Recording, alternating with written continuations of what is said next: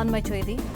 கரூரை அடுத்த வனவாசியில் தோல் அல்லாத காலனி தொழிற்சாலைக்கு முதலமைச்சர் விஜய் அடிக்கல் நாட்டினார்.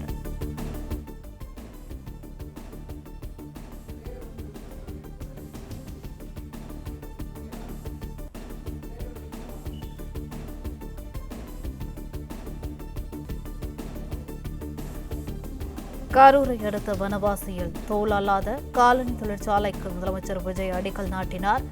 எவர்வான் கோத்தாரி ஃபுட்வேர் நிறுவனம் அடிடாஸ் நிறுவனத்திற்கு காலனி தொழிற்சாலையை அமைக்க இருக்கிறது.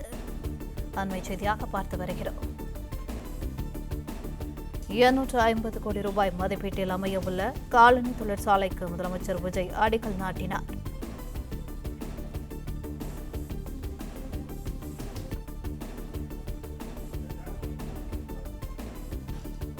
இது தொடர்பான கூடுதல் விவரங்களை எமது செய்தியாளர் யுவராஜ் வழங்க கேட்கலாம். யுவராஜ், தொடர்ந்து வழங்கலாம்.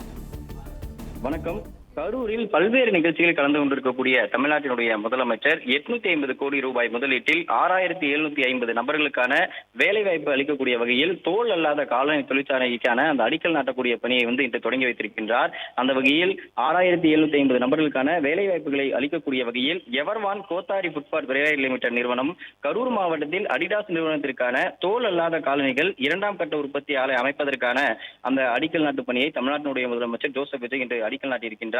அந்த வகையில் footwear private limited Evervan Kothari footwear private limited நிறுவனம், கோத்தாரி குழுமம் மற்றும் உலகின் முன்னணி தைவான் காலனி உற்பத்தியாளரான எவர்வான் குழுமம் ஆகியவற்றினுடைய துணை நிறுவனமாகும். அந்த வகையில் கரூர் மற்றும் பெரம்பலூர் மாவட்டங்களிலுடைய தோல் அல்லாத காலனிகள் உற்பத்தி தொழிற்திட்டங்களை இதற்காக நிறுவியிருக்கின்றது.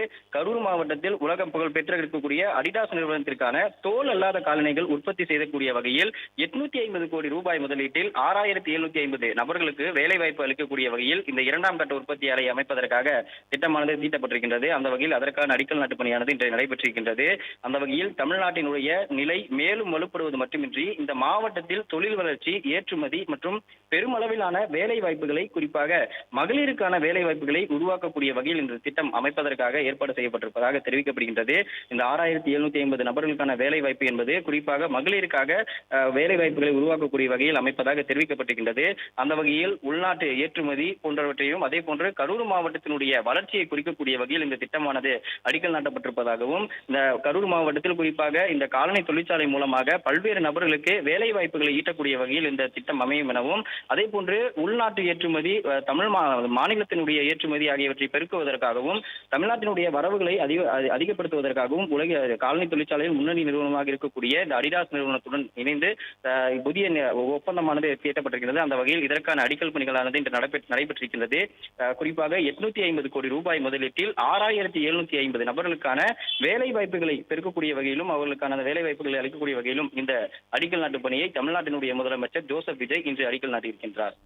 பிளே ஸ்டோர் மற்றும் ஆப் ஸ்டோரில் இருந்து பாலிமர் செயலியை QR கோடு மூலம் பதிவிறக்கம் செய்யுங்கள்.